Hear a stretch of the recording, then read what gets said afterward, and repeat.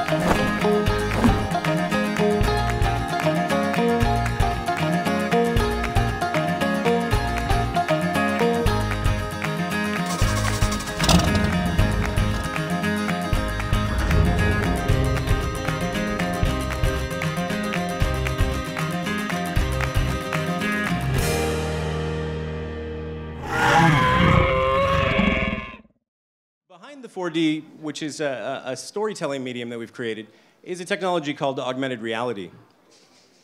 Augmented reality is actually a way to make anything you can imagine come to life and be manifest in the real world. It didn't always start out as cool as it is now. Early on, we had these things called fiducials. It was a lot of scanning barcodes and tracking very simple objects. But today, we can scan pictures. We can change what you see, insert new content, and really have some meaningful interactions. Over the last 3 years, Daiquiri's done over 1,000 campaigns for marketing and advertising. And what we really wanted to do, though, is see where else the technology could be applied. And so, and what's really relevant about tonight is we wanted to see what it meant to play with augmented reality. And so we started to study on what play is. And we actually found a French psychological anthropologist, that's a real job apparently, and he's actually broken down what play is into 4 categories. So from the Latin agon, for competition, games that involve any kind of competition, like sports or racing. Or from the Latin alia, games that feature chance, card games, poker, blackjack, dice. And then from the Hitchcock, vertigo, games that are mind-bending in some way, that make you perceive things differently. And I have to imagine this is something like putting your head on a baseball bat and spinning around really fast and trying to run in a straight line. And then finally, mimicry, games that are all about pretending and creating alternative realities, like The Matrix. And so, all of our augmented reality and 4D technologies lend themselves to doing each of these different elements in new ways. But it's not the first time that it's been done.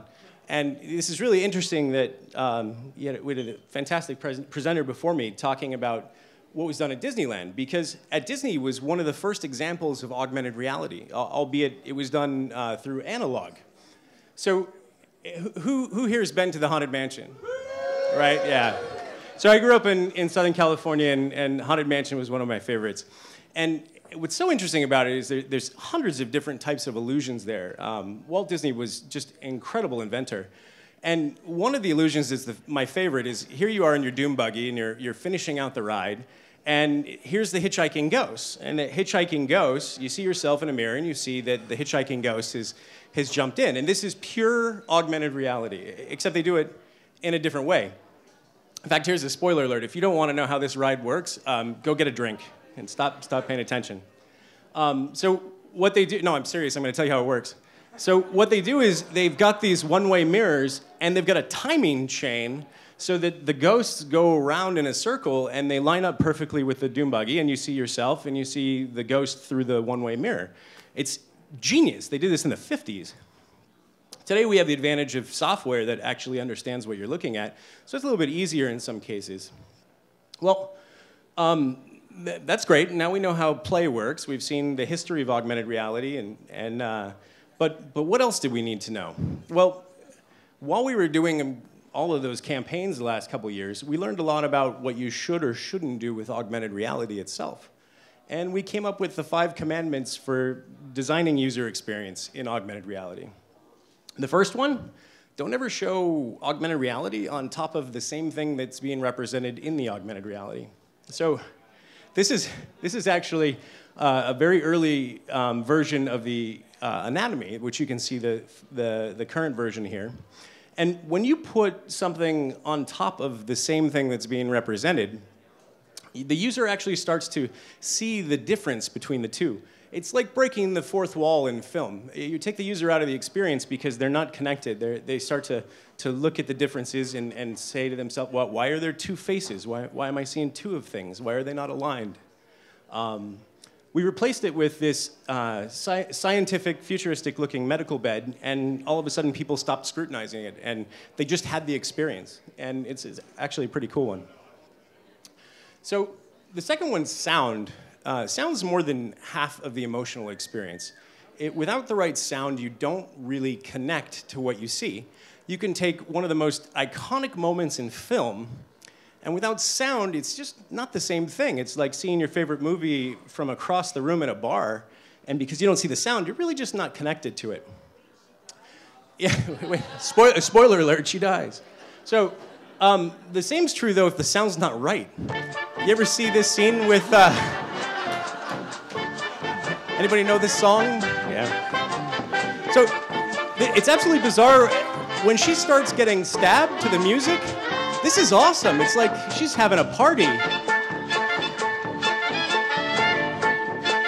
Right? She's having a good time. And this is actually how it's supposed to be. When you hear the sound of the water's there. When you hear the sound of the shower curtain, you know, he's there with the knife. I'm sorry, she's there. And that's the way it's meant to be experienced. I'll save you from the chocolate sauce that they use for fake blood.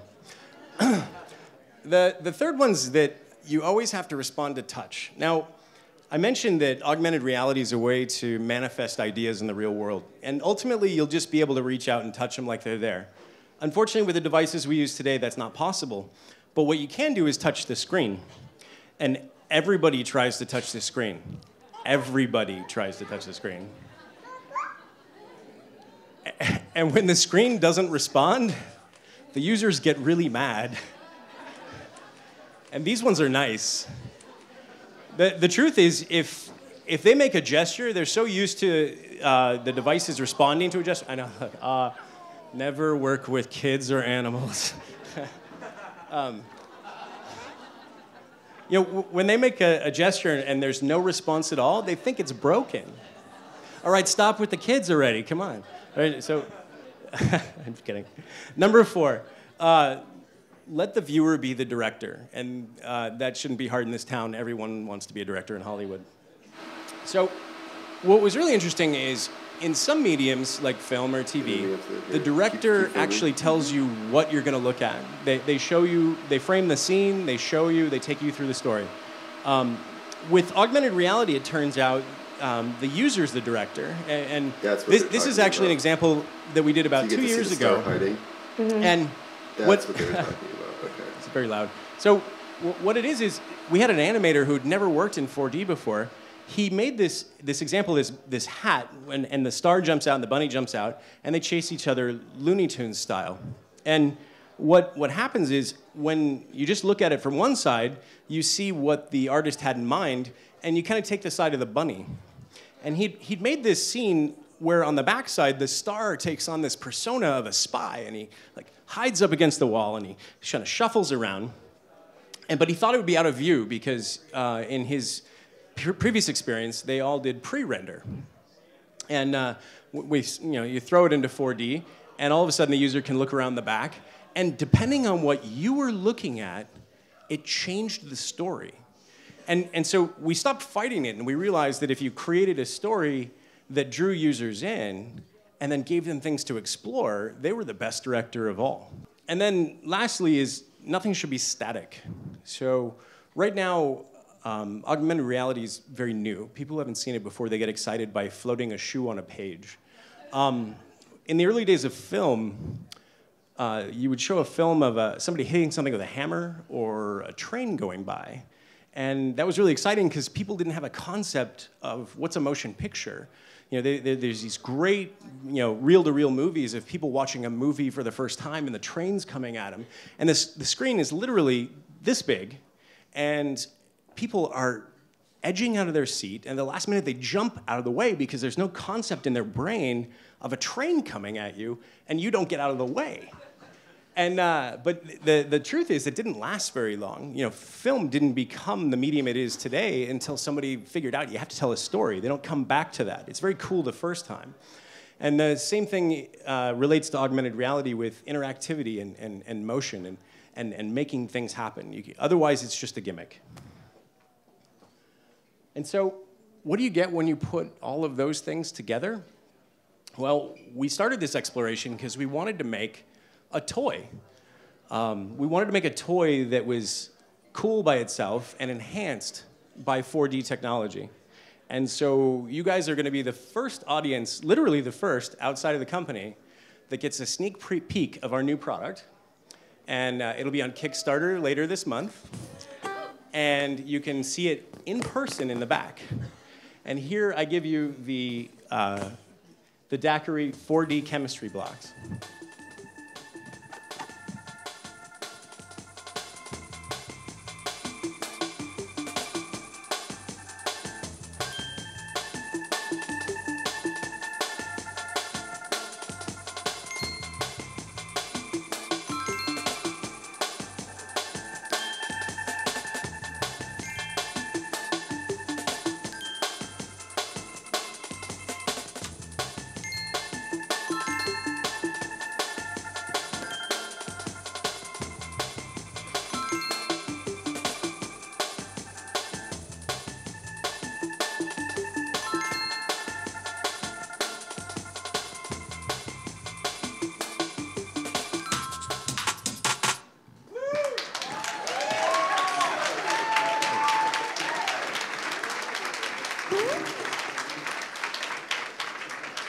So on that note, please come see the blocks for yourself, see all kinds of 4D, and thank you for your time. Have a great evening.